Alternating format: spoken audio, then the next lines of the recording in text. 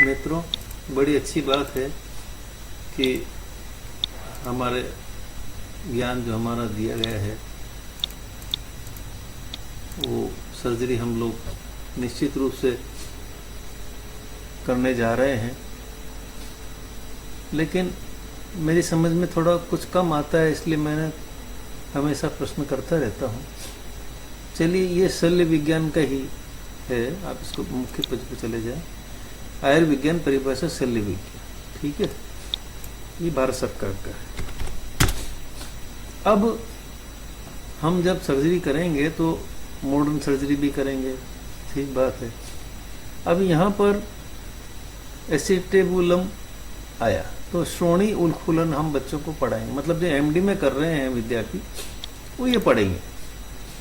कुछ न कुछ तो हमको करना पड़ेगा कि एक्रोमेस्टेसिस स्तन चुचुक शोथ। अब ये मुझे शिश्न मुंडच्छद शोथ, तो या तो हम आयुर्वेद का कुछ भी शब्द यूज नहीं करेंगे या तो एक्रोसोम ही करेंगे। आयुर्वेद के बहुत से शब्द होंगे, निश्चित रूप से होंगे। एक्यूट एपिड हम उसको बोलेंगे तीव्र अधिवृषण वृषण शोथ, लेकिन आजकल तो अंग्रेजी में ही आयुर्वेद पढ़ा जाता है, तो सबसे बढ़िया दलील है कि सब हमारे तो ऐसी कोई जरूरत पड़ेगी नहीं, क्योंकि हम तो अंग्रेजी में ही तीव्र उंडक कुछ तो बोलने वाले नहीं है।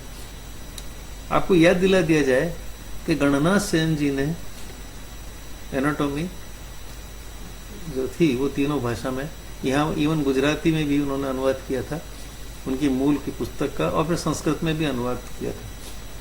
तो ये जो पुस्तक है ये आपकी हुई शल्य संबंधी।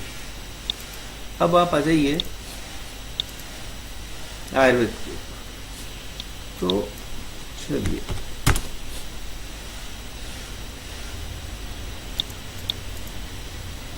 अब हम यहाँ आ गए।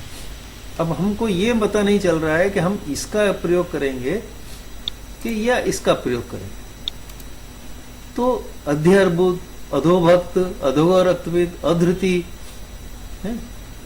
अनार्तवा, तो हम तो एम्यूनेरिया, अब हम पता नहीं एम्यूनेरिया पढ़ेंगे या अंजन, क्योंकि या नेत्र रोग है, अंजन, नेत्र रोग नहीं अंजन है। तो अष्टार्तव, अत्यानंद, कामोन्मदी स्त्री बताया गया। चलिए आगे चलिए। अंतर्मुख शस्त्र, अब हम अंतर्मुख शस्त्र पढ़ेंगे या टोन्सिलर बायोटरी करोड शार्प एज ब्लेड। तो वैसे तो सीसीआईएम के प्रमुख कहते हैं कि 20 साल से हम लोग ये सीख ही रहे हैं, उसको वैधानिक दर्जा दिया गया है।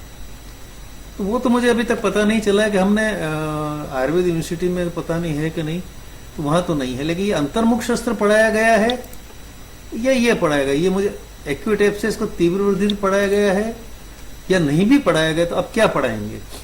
अंतरायम पढ़ाएंगे, अनापत्या पढ़ाएंगे या ये पढ़ाएंगे?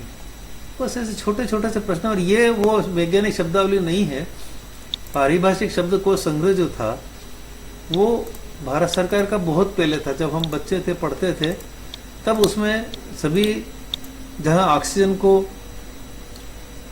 प्राणवायु इस तरह के शब्द दिए गए, नाइट्रोजन को नेत्रजन का, तो जब हमने बीएससी किया था तब वो हिंदी में इस तरह के शब्द प्रयोग हुआ करते थे। हो सकता है आपको पता हो, तो मेहरबानी करके कुछ मुझे बताने का कष्ट करें। धन्यवाद।